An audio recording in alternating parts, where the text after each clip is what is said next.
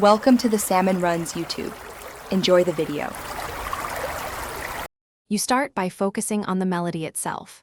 Route it to a mixer slot, solo it, and insert parametric EQ2 so you can see and hear problem areas.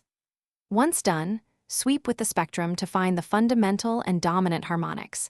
Identify any low-end energy below 3060 Hz and remove it with a high-pass filter to clear mud. Make sure to use moderate slope and listen while toggling bypass.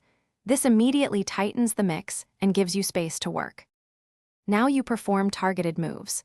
Sweep a narrow, high-Q band to find and notch out resonant peaks, typically between 200 and 4 kHz, because these build harshness or mask other elements.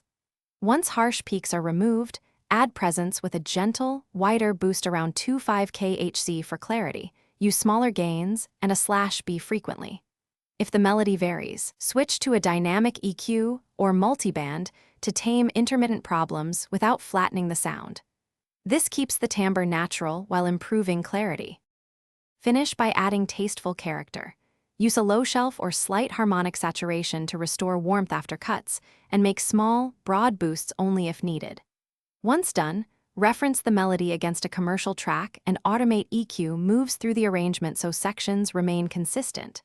If results are thin or unstable, check phase relationships and stereo width. Make sure the EQ bypass comparison is regular. If problems persist, solo problematic frequency ranges and use narrow. Thanks for watching. Consider subscribing if we helped you.